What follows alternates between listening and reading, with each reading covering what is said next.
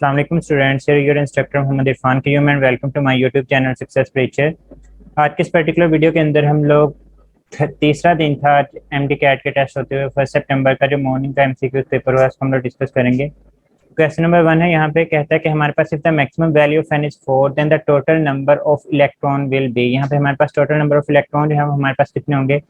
तो बच्चे अगर आपके पास शेल की वैल्यू गिवन है, किस चीज़ को रिप्रेजेंट करता है, हमारे पास शेल को रिप्रेजेंट कर रहा होता है। जब हमारे पास शेल गिवन हो तो इसके लिए सिंपल आप लोगों को फार्मूला बताया, आप लोग 2n² का इस्तेमाल करते हैं। यहाँ पे n जो है वो नंबर ऑफ शेल को रिप्रेजेंट करता है, तो n की जगह पे हम लोग 4 पुट कर देंगे तो 4 का स्क्वायर 16 इंटू 2 आप लोगों के पास 32 जो है वो आंसर निकल आता है। तो यहाँ पे राइट ऑप्शन 32 आ जाएगा। अगर आपसे पूछा जाता है कि यहाँ पे ऑर्बिटल कितने होते हैं, इलेक्ट्रॉन की जगह पे वो ऑर्बिटल का वर्ड इस्तेमाल करता है शेल के अंदर, तो तब आप लोगों ने रिलेशन इस्तेमाल करना था n²। इसी तरह से अगर आपको वो सब शेल दे के पूछता है कि नंबर ऑफ इलेक्ट्रॉन कितने होने थे, तब आप लोगों ने 2 इंटू 12 प्लस 1 वाला रिलेशन जो था वो इस्तेमाल करना था। इसी तरह से अगर आपको वो सब शेल दे के ऑर्बिटल पूछ सकता है, तो तब आप लोगों ने 12 प्लस 1 का रिलेशन इस्तेमाल करना है। इसी तरह से अगर आपसे वो पूछता है कि एक ऑर्बिटल के अंदर मैक्सिमम इलेक्ट्रॉन कितने आ सकते हैं, तो वो 2 होते हैं। एक ऑर्बिटल के अंदर पॉजिटिव स्पिन के साथ कितने इलेक्ट्रॉन हो सकते हैं, वो 1 होते हैं। एक ऑर्बिटल में नेगेटिव स्पिन के साथ कितने इलेक्ट्रॉन होते हैं, वो 1 होते हैं। तो ये चंद एक चीजें हैं जो आप लोगों ने याद रखनी है। एक एमसीक्यू से काफी सारे वेरीगेट के वो क्वेश्चन पूछ सकते हैं। फिर कहता है कि which of the following has a greater lattice energy. बच्चे जो लैटिस एनर्जी होती है वो हमारे पास डिपेंड करती है चार्ज टू साइज रेशियो के ऊपर। जिसका साइज कम होगा उसकी लैटिस एनर्जी हमें ज्यादा देखने को मिल रही होती है।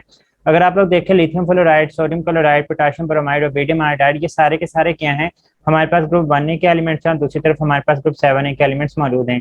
यहाँ पे +1 चार्ज होगा, यहाँ पे -1 चार्ज होगा। आप लोगों को यहाँ पे चार्ज वाले फैक्टर के ऊपर डिपेंड नहीं कर रहा होता। अगर हमारे पास चार्जेस डिफरेंट होते तो तब आप लोग कंफ्यूज होते इस चीज के अंदर, लेकिन यहाँ पे हमारे पास चार्जेस सेम है, आप लोगों के पास पीछे साइज डिफर कर रहा है। तो जिनका साइज छोटा होगा उनकी लैटिस एनर्जी ज्यादा होगी। एक ग्रुप के अंदर सबसे ऊपर वाले जो एलिमेंट होते हैं उनकी लैटिस एनर्जी, उनका जो साइज होता है वो हमारे पास सबसे कम होता है। और जैसे जैसे हम लोग नीचे की तरफ आते जाते हैं तो हमारे पास साइज जो है वो बढ़ता जाता है। तो ऊपर वाले एलिमेंट जिनकी साइज कम होगी उनकी लैटिस एनर्जी ज्यादा होगी। तो हमारे पास यहाँ पे जो राइट ऑप्शन है वो लिथियम फ्लोराइड आ जाएगा। क्वेश्चन नंबर 3 देखेंगे, कहता है following compound has sp hybridisation. बच्चे sp hybridisation is related with the triple bond. जब आप लोग अल्केन अल्कीन अल्काइन की बात करते हैं, इथेन एक अल्केन है, इसमें हाइब्रिडाइजेशन sp3 होगी। इथेन हमारे पास अल्केन है, इसमें हाइब्रिडाइजेशन sp2 होगी। तो इथाइन है तो हमारे पास इसके अंदर हाइब्रिडाइजेशन sp2, जो राइट ऑप्शन है वो हमारे पास 4 ही आ जाएगा। क्वेश्चन नंबर 4 कहता है which compound is used as the local irritant in medicine. तो इसका राइट ऑप्शन क्या है, एसिटिक एसिड। तो बच्चे कल भी ये क्वेश्चन आया कि इसी में से एक एमसीक्यूज आया था इसके यूजेस में से ही, कि पिकली वो एमसीक्यूज था एक्सरसाइज का, उसी के अंदर से एक एमसीक्यूज पूछा गया था। इसी तरह से हम लोग कमर्शियली अगर एसिटिक एसिड को प्रिपेयर करवाना हो तो हम लोग कहाँ से प्रिपेयर करते हैं, तो इथाइल अल्कोहल। तो आप लोगों से यहाँ से अंदाजा हो सकता है कि एसिटिक एसिड में से भी यहाँ से क्वेश्चन जो है वो काफी पूछे जा रहे होते हैं। तो आप लोगों ने जब कार्बोक्सिलिक एसिड वाला यूनिट प्रिपेयर करना है तो एसिटिक एसिड को भी लास्ट में देखें। Best method for the preparation of the alkyl halide is. तो बच्चे इसका जो मेथड है वो हमारे पास बुक के अंदर reaction of alcohol with ethyl chloride वाला जो बेस्ट मेथड है, तो ये हमारे पास मेथड हम लोग इस्तेमाल करते हैं। इसके अलावा और भी ऑप्शन थी, लेकिन इसका जो राइट ऑप्शन होगा वो हमारे पास यही वाला होगा। आपकी बुक के अंदर जितने भी मेथड लिखे उनमें से सबसे जो बेस्ट मेथड है वो यही है। उसकी रीजन क्या होती है, इसके साथ हमारे पास एक SO2 बनते हैं और एक HCl बनते हैं। ये गैसेज होती हैं और गैसेज को हम लोग यहाँ से एक्सक्लूड कर देते हैं। हमारे पास जो प्रोडक्ट होती है वो प्योर फॉर्म के अंदर हासिल हो रही होती है। क्वेश्चन नंबर 6 था कि acetaldehyde can be prepared by the dry distillation of. तो अगेन ये बुक की लाइन थी कि mixture of the calcium salt of formic acid and acetic acid. बच्चे यहाँ पे 3 प्रोडक्ट्स हैं वो हमारे पास पॉसिबल होती हैं। हो सकता है कि हमारे पास फॉर्मिक एसिड के कैल्शियम साल्ट के साथ मिक्स हो जाए, तो हमारे पास जो बनने वाली प्रोडक्ट होगी वो फॉर्मेल्डिहाइड होगी। कब, जब हमारे पास कैल्शियम के साल्ट ही हों, लेकिन किसके, अगर हमारे पास दोनों मतलब जो 2 रिएक्टेंट होंगे दोनों किस चीज के हों, फॉर्मिक एसिड के 2 मोल्स आ रहे हैं, तो उसके नतीजे में जो बनने वाली प्रोडक्ट होगी फॉर्मेल्डिहाइड है। अगर फॉर्मिक एसिड हो और साथ में आप लोगों के पास एसिटिक एसिड हो तो बनने वाली जो प्रोडक्ट होगी वो हमारे पास एसिटाल्डिहाइड होगी। और अगर हमारे पास दोनों तरफ एसिटिक एसिड ही होगा, calcium salt of acetic acid, तो तब आप लोगों के पास जो प्रोडक्ट बनती है वो हमारे पास एसीटोन होती है। तो किसी भी तरह से एमसीक्यूज पूछा जाए तो आप लोगों ने सॉल्व करना है। और यहाँ पे एसिटाल्डिहाइड का पूछा गया था, तो it can be prepared by the dry distillation of mixture of calcium salt of formic acid and acetic acid. फिर कहता है कि reduction of ketones to alkanes. तो बच्चे हमारे पास एक कीटोन को अल्केन के अंदर तो हमारे पास क्लेमेंसन रिडक्शन कहलाता है, तो आप लोगों ने इस चीज को भी याद रखना है। ये हमारे पास चैप्टर नंबर 8 से पूछा गया। इसी तरह से हनी स्टिकी सब्सटेंस CO2। तो हमारे पास जहाँ पे एप्लीकेशंस लिखनी है हाइड्रोजन बॉन्डिंग की, उन्हीं में एक लाइन है कि हमारे पास stickiness of honey is due to hydrogen bonding. तो बच्चे याद रखें कि गाढ़ापन जो होता है वो हमारे पास शहद का ये किस वजह से होता है, हमारे पास हाइड्रोजन बॉन्डिंग की वजह से हमें देखने को मिलता है। क्वेश्चन नंबर 9 था कि rate of reaction depend upon, तो बच्चे कंसंट्रेशन ऑफ रिएक्टेंट के ऊपर भी डिपेंड करता है, टेम्परेचर के ऊपर भी डिपेंड करता है, कैटलिस्ट के ऊपर भी डिपेंड करता है, तो राइट ऑप्शन वहाँ पे ऑल ऑफ दीज था। एक्टिवेटेड कॉम्प्लेक्सेस, तो चैप्टर नंबर 11 के अंदर एक्टिवेटेड कॉम्प्लेक्स की चंद प्रॉपर्टीज लिखी हुई हैं कि ये ट्रांजिएंट इसकी एग्जिस्टेंस होती है, ये अनस्टेबल होता है, थोड़ी देर के लिए बनता है, फौरी तौर पे ब्रेकडाउन हो जाएगा, इसकी जो एनर्जी होती है वो रिएक्टिव प्रोडक्ट दोनों के मुकाबले में ज्यादा होती है। तो बच्चे एक्टिवेटेड कॉम्प्लेक्स जब हमारे पास अनस्टेबल होता है क्योंकि इसकी एनर्जी ज्यादा होती है, और केमिस्ट्री में याद रखें जिसकी एनर्जी ज्यादा होती है वो अनस्टेबल ही हुआ करते हैं। फिर कहते हैं the following has a maximum hydrogen bond, आप लोगों के पास मैक्सिमम हाइड्रोजन बॉन्ड जो है वो आप लोगों के पास किस केस में देखने को मिल सकते हैं।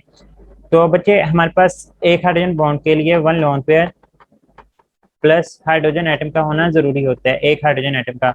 तो अगर वाटर की बात करते हैं तो इसमें 2 लोन पेयर होते हैं, 2 हाइड्रोजन एटम, तो ये 2 हाइड्रोजन बॉन्ड बना सकते हैं। HF की बात करें इसमें लोन पेयर तो 3 होते हैं लेकिन हाइड्रोजन एक ही होता है, मीन से इसका हाइड्रोजन बॉन्ड एक होगा। NH3 की बात करते हैं तो इसमें हमारे पास नाइट्रोजन के पास हाइड्रोजन तो 3 होते हैं लेकिन लोन पेयर एक होता है, तो हमारे पास इसका भी 1। तो हमारे पास जो सबसे ज्यादा हाइड्रोजन बॉन्ड पाए जाते हैं वो हमारे पास वाटर के केस में पाए जाते हैं। 12 के केस में देखें coordination number of each ion in NaCl is, तो सोडियम की पूछ ले या क्लोरीन की, तो उसका जो राइट ऑप्शन है वो हमारे पास 6 है, मीन से एक सोडियम को 6 क्लोरीन घेरा हुआ होता है, ऊपर नीचे दाएं बाएं, और मतलब ये लेफ्ट राइट ऊपर नीचे, और इसके यहाँ पे हमारे पास अगर 3D बना के देखते हैं यहाँ पे भी और यहाँ पे भी हमारे पास जब क्लोरीन देखने को मिला होता है।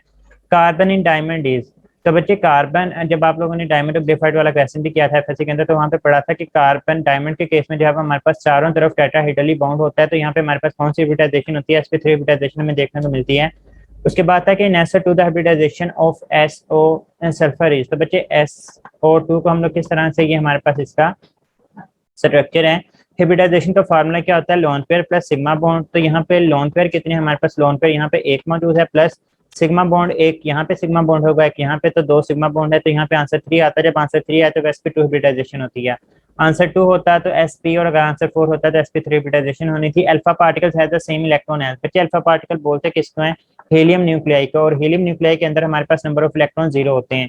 तो यहाँ पे हाइड्रोजन में 1 इलेक्ट्रॉन, H2 के केस में 2 इलेक्ट्रॉन, हीलियम के केस में हमारे पास 2 इलेक्ट्रॉन, लेकिन H पॉजिटिव हाइड्रोजन में 1 होता है, प्लस का मतलब उसने वो इलेक्ट्रॉन भी लूज कर दिया। तो हमारे पास यहाँ पे क्या है कि हमारे पास यहाँ पे जो राइट ऑप्शन होगा यही आएगा कि इसके पास जो नंबर ऑफ इलेक्ट्रॉन होते हैं वो हमारे पास 0 के बराबर होंगे। क्वेश्चन नंबर 16 देखें, the bond between 2 helium atom is, बच्चे हीलियम मोनोएटॉमिक मॉलिक्यूल होता है, ये कभी भी किसी भी दूसरे हीलियम के साथ बॉन्ड बना के नहीं रहता, ये एग्जिस्ट ही नहीं करता कि हीलियम और हीलियम का बॉन्ड हो। इसका मतलब ये होगा कि हीलियम के केस में नन बॉन्ड, इनके दरमियान बॉन्ड ही हमारे पास नहीं बन रहा होता।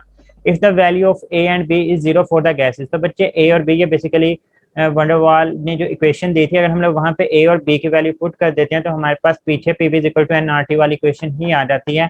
तो हमारे पास अगर तो A और B की वैल्यू 0 होगी तो हमारे पास वो गैस है वो आइडियल बन जाती है, नॉन आइडियल भी नहीं होगा, रियल भी नहीं होगा। तो हमारे पास यहाँ पे जो राइट ऑप्शन है वो अल्फा आ जाता है। क्वेश्चन नंबर 18 था, the product of PV has a unit like, तो बच्चे प्रेशर का यूनिट जो होता है वो हमारे पास प्रेशर यहाँ पे फोर्स पर यूनिट एरिया मीटर से न्यूटन पर मीटर स्क्वायर आ रहा था, और वॉल्यूम का यूनिट जो है वो हमारे पास मीटर क्यूब होगा, तो न्यूटन मीटर जो कि हमारे पास जूल के बराबर होते हैं। तो ये एनर्जी का भी यूनिट है, वर्क का भी यूनिट है, तो हमारे पास यहाँ पे जो राइट ऑप्शन है वर्क डन आ जाएगा। सो ये हमारे पास ये क्वेश्चन थे बच्चे। मैं यहाँ पे एक चीज़ क्लियर कर दूँ आप लोगों को कि मैं मतलब इस वक्त तक 60% श्योर हूँ कि सेंटर टू सेंटर एमसीक्यूज हैं वो वेरी कर रहे हैं, क्योंकि एक ही वक्त के अंदर मेरे तो डिफरेंट स्टूडेंट्स ने डिफरेंट जगहों के ऊपर एग्जाम दिए हैं, तो उनसे यही इन्फॉर्मेशन मुझे पता लगी कि उनके एमसीक्यूज हो रहे हैं और उनके एमसीक्यूज हो रहे हैं। ये ऐसे स्टूडेंट हैं जो मतलब इस तरह की हरकत नहीं कर सकते कि आपको झूठ बता रहे हो चीज़ों को लेके। तो बस जो कॉमन चीज़ें हैं वो यही हैं कि एमसीक्यूज जो हैं वो ना इतने मुश्किल है और ना ही इतनी आसान है। मतलब अगर आपके कॉन्सेप्ट्स अच्छे हैं, आपने बुक को अच्छे तरीके से पढ़ा हुआ है, तो आप लोग उसके अंदर जो है वो अच्छा परफॉर्म कर सकते हैं। सारी की सारी किताबों के लिए ऐसा ही है। तो ये हमारे पास 1 सितंबर का जो मॉर्निंग के अंदर टेस्ट हुआ है वो मैंने आप लोगों के साथ शेयर किया है। अगर आप लोगों को ये वीडियो पसंद आई तो अपने दोस्तों के साथ लाजमी तौर पर शेयर कीजिएगा। तो हमें याद रखिएगा। फिर अमान अल्लाह हाफिज़।